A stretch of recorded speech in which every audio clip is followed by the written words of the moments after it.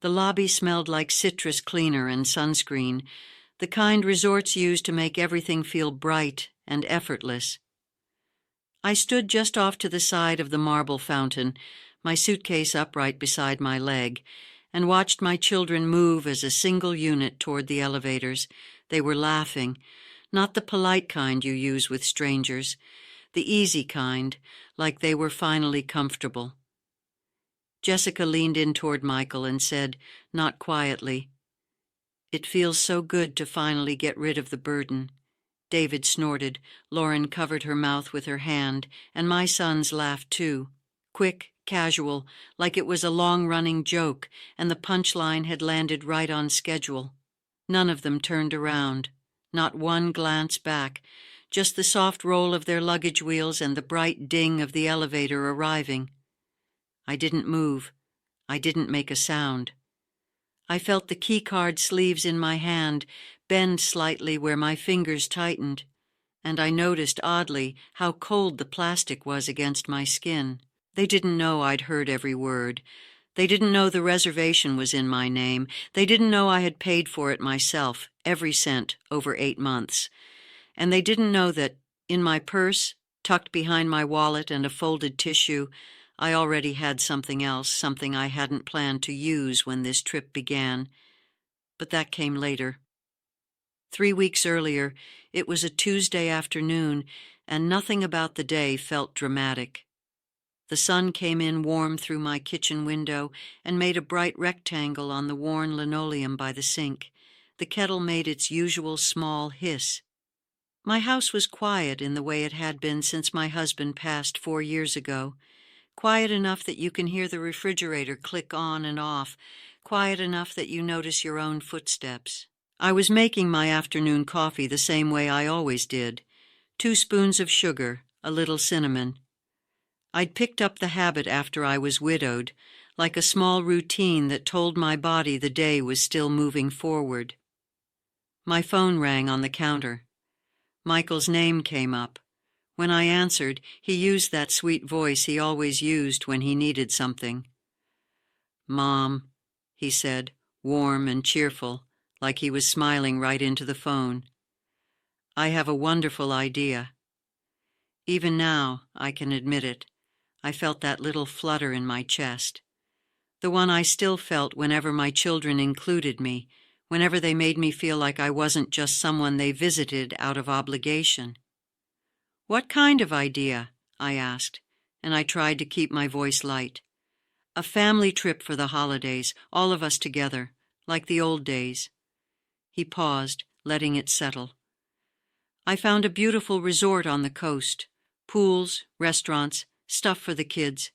It would be perfect." I set the coffee pot down slowly. My eyes stung in that embarrassing way they do when you're not trying to cry, but your body gets ahead of you anyway. It had been a long time since anyone invited me to anything that wasn't a dinner where I cleared plates and listened to conversations that didn't include me. I'd become very good at nodding at the right moments, refilling water glasses, staying busy so no one would notice how quiet I was. "That sounds wonderful," I said. "When would it be?" "First week of January, 7 days. He spoke faster, like he was excited. "Me and Jessica, David and Lauren, the grandkids, and you, of course.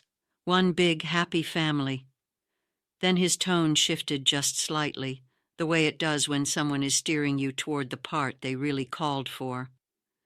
"There's just one small detail, Mom. The resort requires one person to make the reservation. Could you take care of it? We'll transfer you the money later." I didn't argue. I didn't even hesitate long enough to be wise. It was familiar, that pattern, my name on the forms, my card on the file, my responsibility holding the whole thing up. And, if I'm being honest, there was also the older part of me that still believed that if I did enough, if I made things easy enough, I would earn closeness without having to ask for it. "Of course," I said, "count on me." After we hung up, I stood there for a minute with the phone in my hand, staring at the little rectangle of sunlight on the floor like it had answers. The coffee scent rose warm and sweet. Outside, a car passed, tires whispering over the street. Then I did what I always do when I decide something. I got organized. Step 1, I wrote the resort name down on a notepad by the phone. Step 2, I counted what I had saved so far, the way I'd been doing quietly for months. Step 3, I told myself I would not make a mess of this, because I wanted this week to feel good for all of us. I put the phone face down on the counter. I washed the coffee spoon, I dried it carefully and returned it to the drawer. Then I called the resort. The receptionist answered on the second ring, crisp and friendly, like she'd said the same words all day without getting tired. "Cypress Point Resort, how may I help you?" I straightened without meaning to. There's something about calling places like that makes you sit up a little, like you're borrowing confidence. "I'd like to make a reservation," I said, "for 12 people. There was a pause while she clicked into a new screen, and I could hear the faint hum of voices behind her, the sound of a lobby somewhere far away. "Of course, ma'am. What dates are you looking for?" "January 2nd through January 9th. More clicking, a soft, practiced rhythm. "Wonderful. For a party of 12, we recommend 5 family suites, all-inclusive, ocean view, full access to activities." She said it like it was simple, like it was just a matter of choosing a color. Then she cleared her throat gently, still polite. "The total for that stay will be $4,200. I didn't speak right away. I held the phone to my ear and stared at my kitchen table, where the wood was scratched from years of life, grandkids doing homework, my husband reading the paper, me rolling pie dough on a flowered towel. $4,200. My Social Security check was $300 a month. I'd been selling pies on Sundays at the farmer's market, the way I'd started after my husband died. Not because I loved standing in the cold, but because I needed something steady, something that made me feel useful. For 8 months, I'd been putting the money away in a cookie tin I kept behind the cans of beans in the pantry. It was an old habit from harder years. Hide what matters. Don't talk about it. Just keep going. But 8 months of pies wasn't $4,200. "Ma'am," the receptionist said gently, "are you still there?" "Yes," I said quickly, "I'm here." I tried to sound normal. I tried to sound like a person who made reservations like this all the time. "Is it possible to confirm it now and pay later?" I asked. "We do require a deposit to confirm," she said, 50%. "How much is that?" $2,100. I felt my throat tighten. I looked over toward the pantry, toward that cookie tin, like I could see through the door and count what was inside just by looking at it.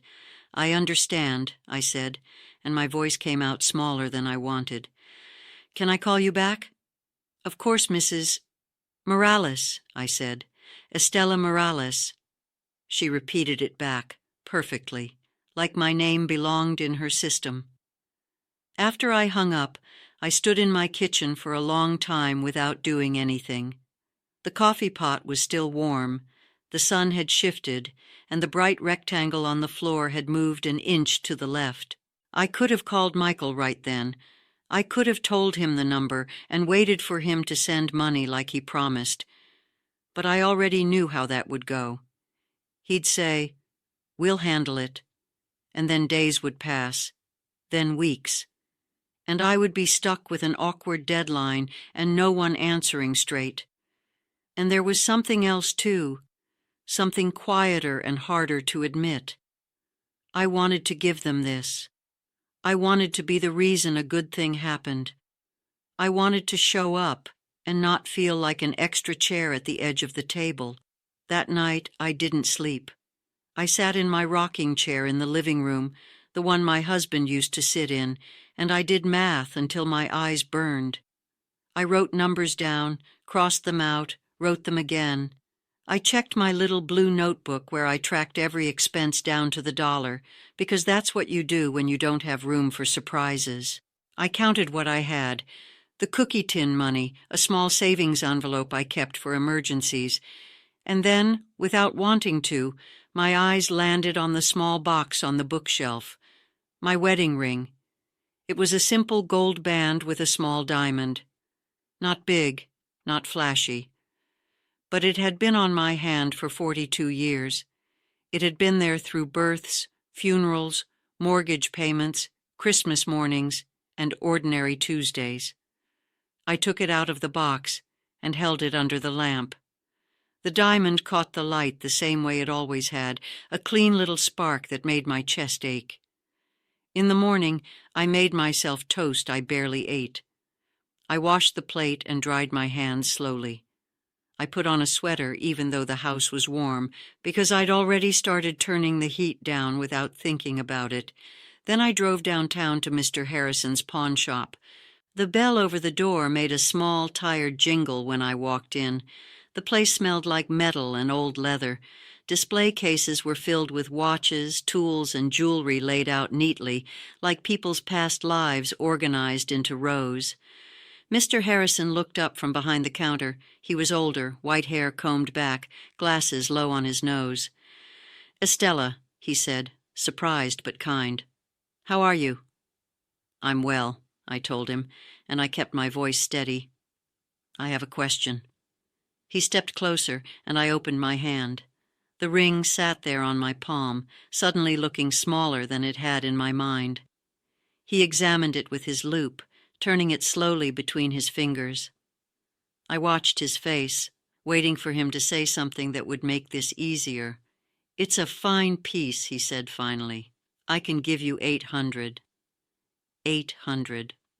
It felt like being punched, not because it was low, though it was, but because the number made the whole thing real. 42 years reduced to $800 in a glass case. I didn't argue.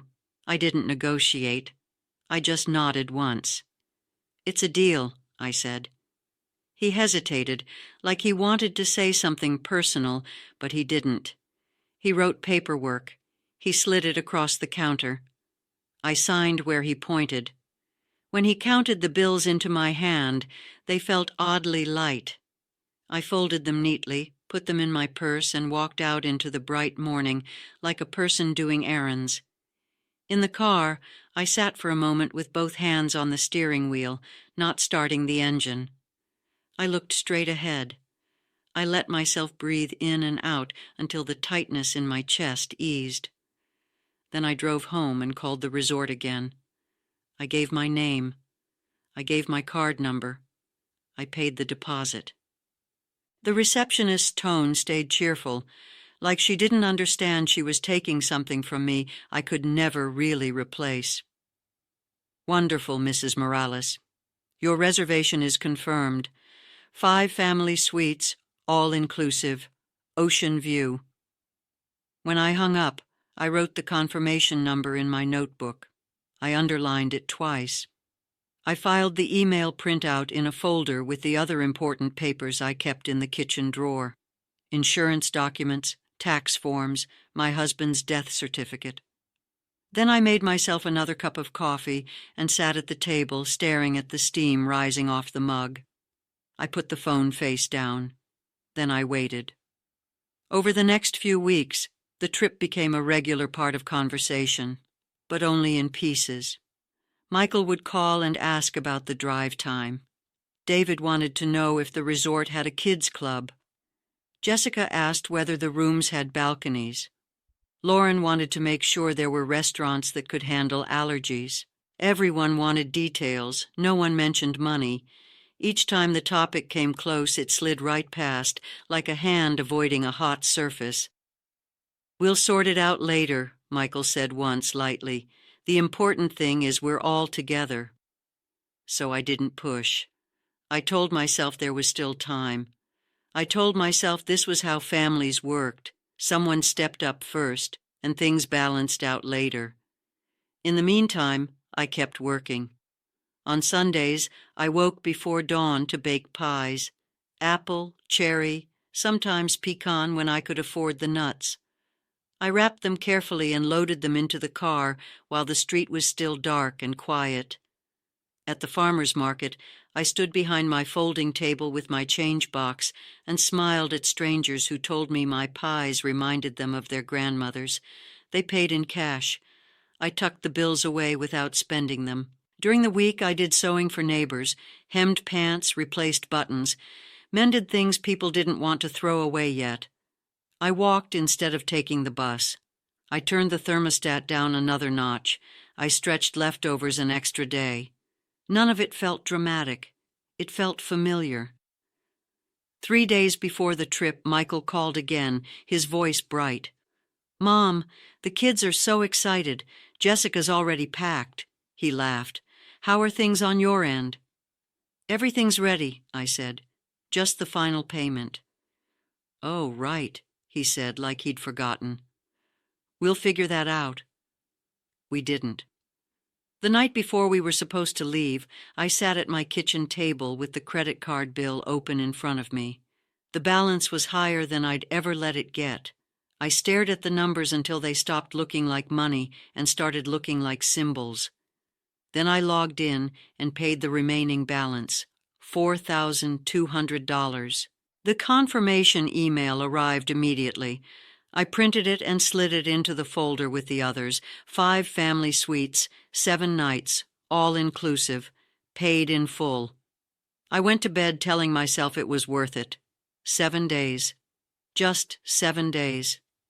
The morning of the trip, I woke before my alarm.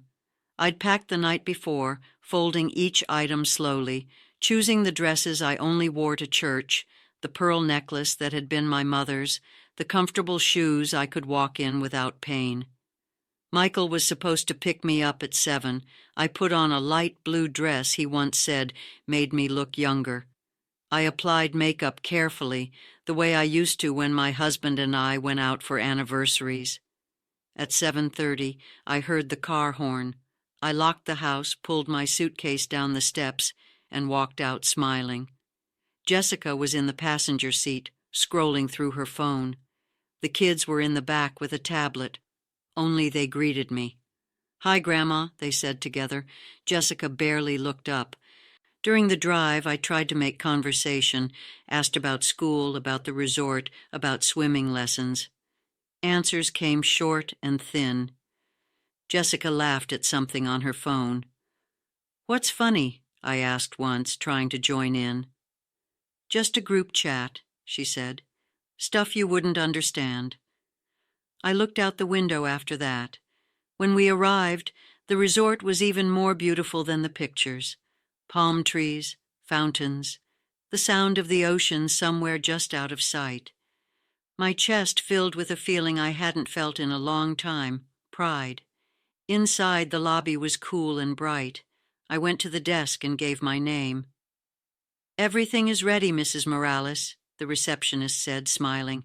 5 family suites, ocean view." She handed me the key cards. When I turned around to share the moment, my family was gone.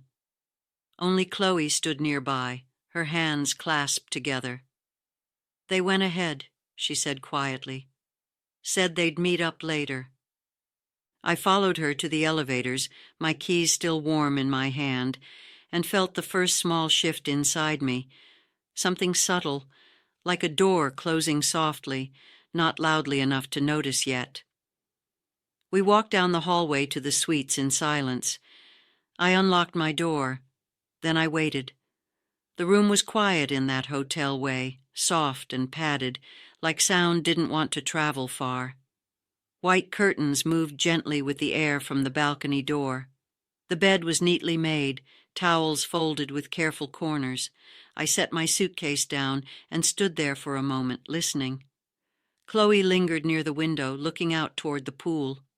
"Grandma," she said, not turning around, "they didn't wait for you on purpose." I didn't answer right away. I sat on the edge of the bed and smoothed the comforter with my hand. It felt cool and heavy, the kind of fabric that looks clean even when no one's used it yet. "Where did they go?" I asked. "Downstairs toward the pool and the beach," she hesitated. "They said they'd meet you later." Later, that word again. I nodded once. All right. Chloe pulled out her phone, then stopped herself, like she wasn't sure if she should say anything. She shifted her weight from one foot to the other. Grandma, she said finally, there's something I need to show you. I looked up at her then. Her face was tight in a way I recognized. Not teenage drama. Something heavier. She came closer and sat beside me on the bed, holding her phone with both hands. There's a group chat, she said. A family one. But you're not in it. I didn't feel shocked. I felt tired, like my body already knew. She unlocked the screen and turned it toward me. The messages were still open, recent, casual, written quickly, like people do when they think no one important is reading. She took care of everything as usual. Perfect. Now we can enjoy ourselves. At least she's useful. I read them slowly. I made myself read every word. My wedding ring came to mind without warning, the feel of it leaving my finger, the weight of the cash in my purse afterward, the way I'd told myself it was temporary. Another message popped up while we were sitting there. Let her stay in her room, we'll do our own thing. My hand stayed still in my lap. I didn't cry. I didn't gasp. I felt something settle instead, like dust after a room has been shaken. How long has this chat existed? I asked. Chloe scrolled up. Her finger paused. It was created the same day Uncle Michael called you, she said quietly. I closed my eyes for a second, just a second, long enough to breathe in through my nose and out through my mouth. When I opened them, the room looked the same, the bed, the curtains, the light. I see, I said. Chloe's voice shook. I told them it was wrong. I told them you didn't deserve this. I reached over and took her hand. It was warm and young and honest. I know you did, I said. Thank you. My phone buzzed on the nightstand, a message from Michael. We're heading to lunch. You can order room service if you want. See you at dinner. I set the phone face down. I stood up and walked to the balcony. From there I could see the pool area. My family was already settled in, drinks in hand, kids splashing, everyone relaxed. I stayed there for a long time without moving, long enough to notice the sound of the waves, long enough to feel the breeze on my arms. Then I went back inside and opened my purse. The folder was still there, reservation confirmations, payment receipts, my credit card statement, everything neat and in order. Step 1, I reviewed what was in my name. Step 2, I confirmed what I controlled. Step 3, I decided not to say anything yet. Silence, I realized, could be useful. That afternoon I stayed in the room. I ordered room service like Michael suggested, though I barely touched the food. I wrote dates and amounts in my notebook. I asked Chloe to send me screenshots of anything new that appeared in the group chat. She did. Each message confirmed the same thing. They believed I was quiet because I was weak, invisible, managed. By evening, I felt clear. When Chloe asked what I was going to do, I answered honestly. I'm going to think, I said. And while I do, I'm going to let them believe nothing has changed. I changed clothes slowly for dinner. Black dress, pearls, shoes that didn't make noise when I walked. When I left the room, I paused at the door and looked back once, not with sadness, with inventory. Then I turned the handle and stepped into the hallway. And I waited. I woke before sunrise again, the way my body had learned to do over years of responsibility. The room was still dim, the curtains barely glowing with early light. For a moment, I lay there listening to the quiet hum of the air system and the distant sound of the ocean. Nothing urgent, nothing loud. I made coffee with the little machine by the desk and carried the cup out to the balcony. The sky was pale and calm. I stood there long enough for the steam to fade and the cup to cool slightly in my hands. Then I went back inside and opened my notebook. I didn't write feelings. I wrote steps. Step 1, confirm authority. Step 2, lock the account. Step 3, prepare documentation. I checked each one off slowly. By 8 o'clock, my phone buzzed with messages in the official family chat. Photos of breakfast plates, smiling faces, a note from Lauren saying the weather was perfect. I didn't respond. At 9, Chloe sent me another screenshot from the other group.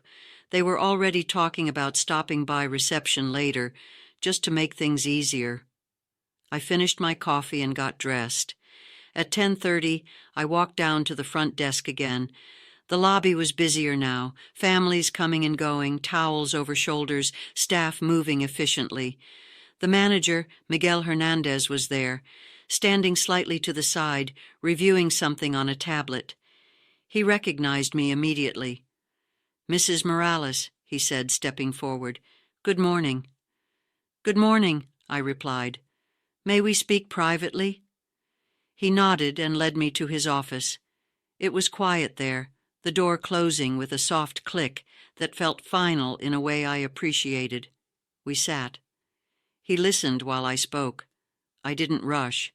I didn't raise my voice. I showed him the receipts, the confirmations, the screenshots Chloe had sent me. I explained what I had overheard through her. I explained what I had already confirmed with the bank. Miguel didn't interrupt. When I finished, he folded his hands on the desk. "You are the sole account holder," he said. "You paid in full. Any changes require your authorization." "Yes," I said, "and I want it documented clearly." "It already is," he replied, "but we can add additional safeguards." "Please do." We went over specifics, notes on the account, instructions for staff. What would happen if someone tried to access rooms or modify charges without me present? He explained it carefully, like someone who understood that clarity mattered more than reassurance. Before I left, I asked one more question. "If I choose to make changes to the rooms," I said, "can that be done today?" "Yes," he answered. "At your request." I nodded. "Not yet." Back in my room, I didn't sit down right away. I walked through it slowly. The bed, the bathroom, the balcony door. I checked that everything that mattered was with me. Chloe came by just before noon. "They're acting normal," she said, "but they're nervous. Dad keeps checking his phone." "That's fine," I said. "You're doing exactly what you need to do." She looked at me for a moment. "Grandma, are you okay?" "I am," I said, and I meant it. "I'm just being careful." That afternoon I stayed in my room again, not hiding, waiting. There's a difference. I read a few pages of a book I'd brought but barely followed the words. I listened to the sounds outside, laughter, music, the steady rhythm of the resort continuing on schedule. At 3, Chloe sent another message. They were definitely going to reception after dinner. They thought tonight was the last night they needed to manage me. I wrote that down. At 6, I dressed neatly and went to dinner with them again. I smiled. I asked about the kids. I listened. I noticed how Michael avoided my eyes when the bill came for wine. After dinner, in the elevator, he tried again. "Mom," he said casually, "tomorrow morning maybe we can go over the reservation details together, just to simplify things." "Tomorrow morning," I said. "We'll see."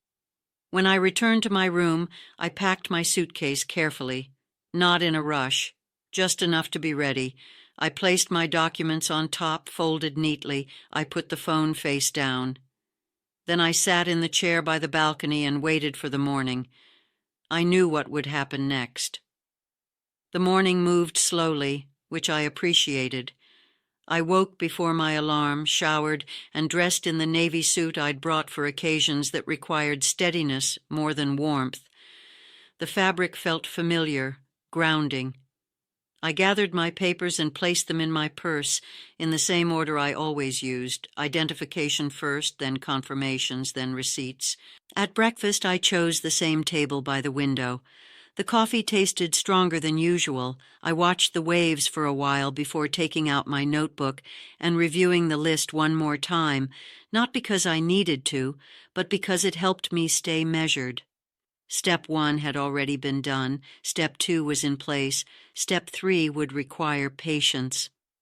At 9:30, my phone buzzed. A message from Michael. We're heading to the pool. After lunch, David and I might stop by reception to sort out a few things. I didn't respond. I finished breakfast, returned to my room, and waited. At 10, the hallway grew louder, doors opening and closing, children running. Somewhere down the hall, a raised voice, Jessica's, sharp and impatient.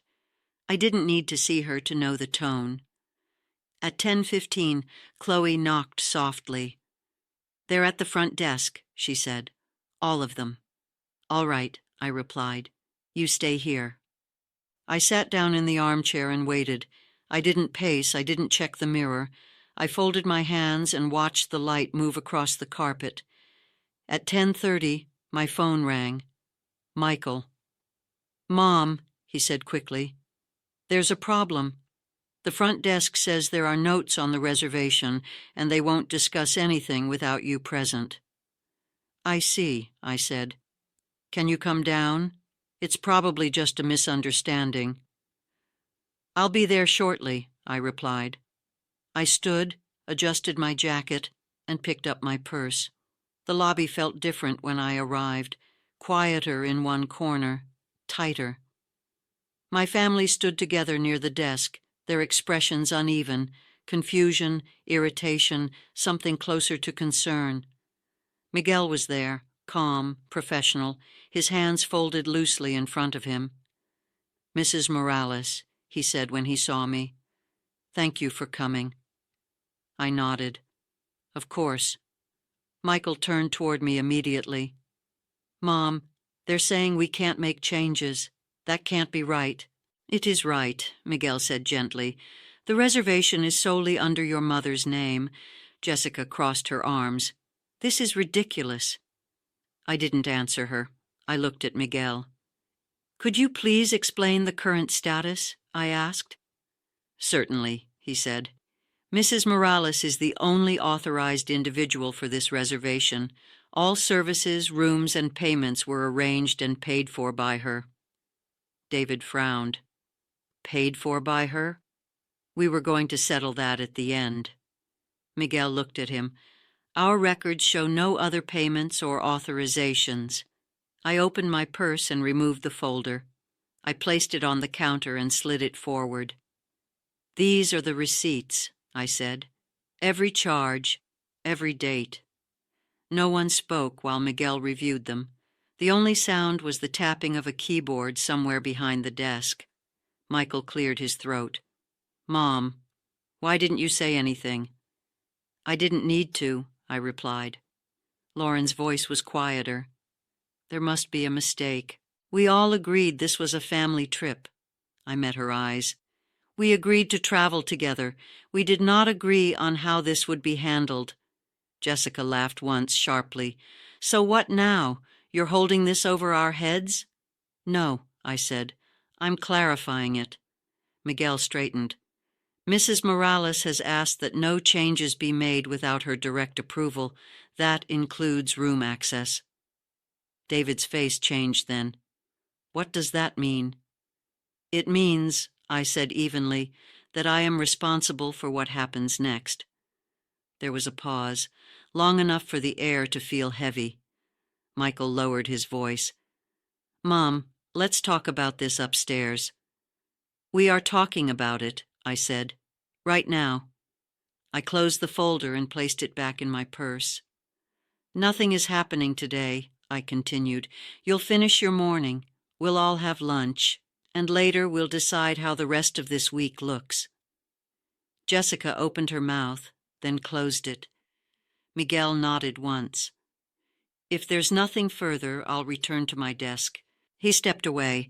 My family stood there, uncertain. "I'm going back to my room," I said. "I'll see you at dinner." I turned and walked toward the elevators without waiting for an answer. Back in my room, I sat down and took off my jacket. My hands were steady. I put the phone face down. Then I waited. That afternoon passed the way quiet afternoons do when everyone is pretending. The pool outside stayed busy. Music drifted up from the bar. The resort kept running on time. Inside my room, I stayed still. I sat at the small desk and reviewed the paperwork again, not because anything had changed, but because repetition steadies me. Dates, room numbers, policies.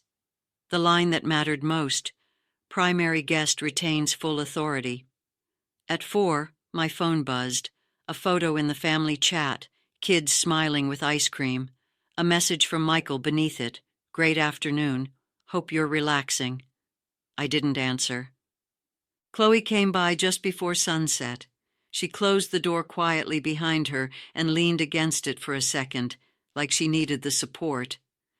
"They're rattled," she said. "They don't know what you're planning." "I'm not planning," I said.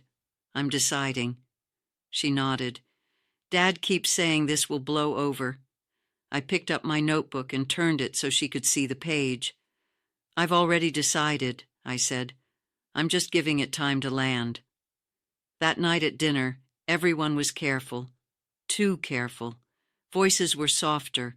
Requests were phrased like questions. Michael asked if I was enjoying the food. Lauren complimented my dress. Jessica stayed quiet. I ate slowly and said very little. Afterward, in the hallway, Michael walked beside me. "Mom," he said, lowering his voice, "can we talk tomorrow morning? Just the two of us?" "Yes," I said. "Tomorrow morning." Back in my room, I packed fully this time. Everything folded.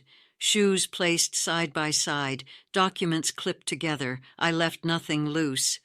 I slept deeply. In the morning, I was dressed before the sun cleared the horizon, navy suit again, hair neat, shoes polished enough to feel deliberate. At 8:30, I met Miguel in his office. He greeted me with the same calm professionalism as before. "Are you ready to proceed?" "Yes," I said, "but we'll do it in order." We went over the plan one final time. He repeated it back to me, step by step, to confirm. Step 1. Restrict access to 4 suites at 10 o'clock. Step 2. Notify guests at 11. Step 3. Assist with departure logistics calmly and respectfully. And you'll keep 1 suite active, he said.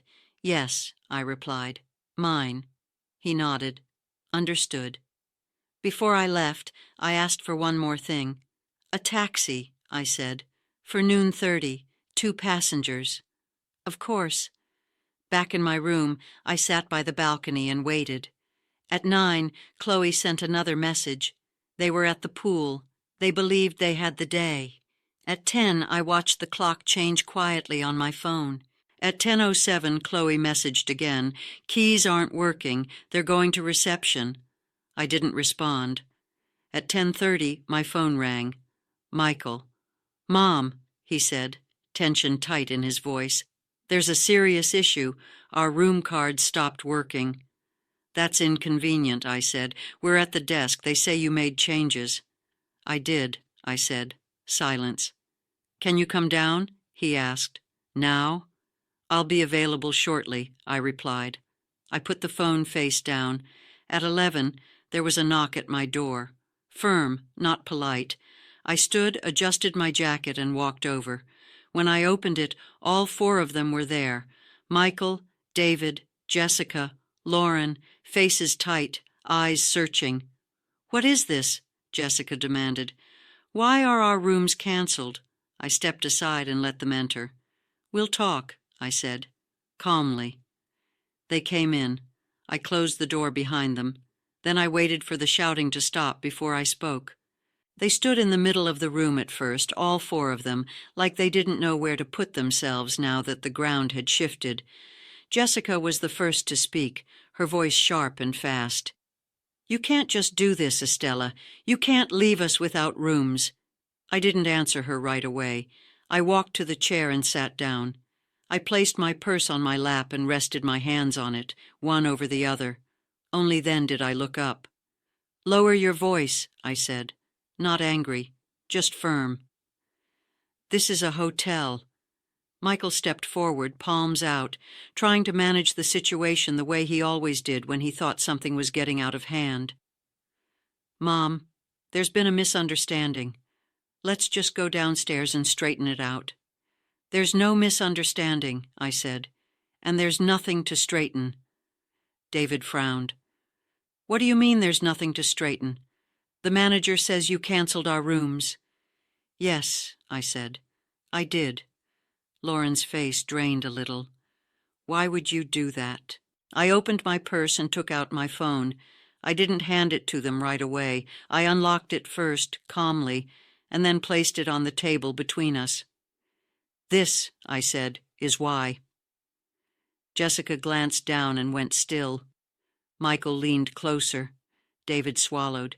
They recognized the messages immediately, their own words laid out without tone, without excuses. She's useful. Free vacation. Let her stay in her room. No one spoke for several seconds. The room felt very quiet, even with the balcony door cracked open. That chat, Michael said slowly, wasn't meant for you. I know, I replied. That was the point. David ran a hand through his hair. Mom, you're taking things out of context. There is no context where that language becomes respectful, I said. Lauren's voice was small. We didn't think you'd see it. I nodded once. That's also the point. Jessica crossed her arms again, defensive. So what? You're punishing us now? I'm correcting a situation, I said. Punishment would be yelling or embarrassment or revenge. Michael looked at me carefully. Then what is this? This, I said, is me ending an arrangement that was built on deception. David's jaw tightened. We were going to pay you back. When? I asked. He didn't answer. And the bank call? I continued. The one Chloe overheard. Lauren looked at David sharply. What bank call? David's eyes dropped. That was just in case, he said. A precaution. A precaution against paying for what you used, I said. Jessica scoffed. This is unbelievable. We're your family. I met her eyes. Family doesn't plan to defraud family. Michael stepped closer. Mom, please, the kids are outside. They don't understand what's happening. I know, I said, and that's why I'm being very clear, not dramatic. I stood up then, slowly, so no one could mistake my movement for agitation. Here are the facts, I said. I made the reservation. I paid for it in full. I am the only authorized person on the account. You were aware of that, and you planned to use it. That's not, Jessica started. You planned, I continued evenly, to enjoy the stay, dispute the charges, and leave me with the debt. Silence again. I canceled the rooms because I will not finance people who treat me as a burden. Lauren's eyes filled with tears. So that's it? You're throwing us out? I'm ending my responsibility, I said. You're adults. You can arrange accommodations the same way I did. Michael's voice broke slightly. If we leave like this, things will never be the same. I nodded. They already aren't. Chloe appeared at the doorway then, drawn by the raised voices earlier. She looked at her parents, then at me. What's happening? She asked quietly. David exhaled hard. We're leaving. Why? She asked. I waited. I didn't answer for him. David cleared his throat. Because we made some bad choices. Chloe's eyes flicked to the phone on the table. She understood. She walked over to me and stood at my side. I'm staying with Grandma, she said. Lauren gasped. Chloe. She didn't lie to me, Chloe said. You did. No one argued after that. A knock came at the door, Miguel's voice calm and professional. Mrs. Morales, the taxi will be ready shortly. Thank you, I said. I picked up my suitcase. Chloe picked up hers. At the door, I paused and looked back at my sons, not with anger, with clarity. I loved you enough to give, I said. Now I love myself enough to stop. Then I opened the door and stepped into the hallway. I didn't look back again. The elevator ride down was quiet. Chloe stood beside me, her suitcase between her feet, her shoulders still tense but her chin steady. I rested my hand lightly on the rail and watched the numbers change. No one spoke. The doors opened, and the lobby felt brighter than before, like a place that didn't know or care about private decisions. Miguel was waiting near the entrance. He nodded once, respectful, and gestured toward the doors where the taxi stood. The driver loaded our bags without comment. The engine idled. A bell chimed somewhere behind us. As we pulled away, I looked out the window. My family was gathered near the steps, luggage clustered around them. They looked smaller from that distance. Not powerless, just ordinary, facing the consequences of their own choices. I didn't wave. I didn't turn away sharply either. I simply let the view pass. The drive along the coast was quiet. Chloe leaned her head back and closed her eyes. I watched the road and felt the unfamiliar ease of not managing anyone else's comfort. At the new hotel, a small place with white walls and a shaded courtyard, the clerk handed me a single key. 1 room, 2 names. That was enough. We unpacked slowly. I set my notebook on the desk, then closed it and slid it into a drawer. Chloe changed into sandals and asked if we could walk to the beach. We did. We didn't hurry. We didn't plan. Later, we sat at a small table with iced tea sweating onto coasters. The ocean moved the way it always does, steady and unconcerned. Chloe asked if I was all right. I said yes, and this time it didn't feel like a promise I had to keep working to fulfill. That evening, I folded clothes neatly and lined my shoes by the door. I washed my face and put the pearls back in their case. I brewed tea and let it cool to the right temperature before drinking it. The room was quiet in a good way. Order had returned.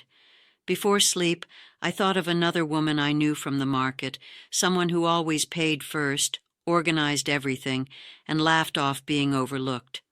I made a note to call her when I got home, not to warn her, just to listen.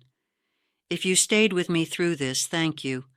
If this story felt familiar in any way, I'm glad you're here. Please like and subscribe. It helps this community grow. Tell me in the comments which city you're watching from and what time it is where you are right now. I read those. 2 popular stories will appear next. I'll see you there.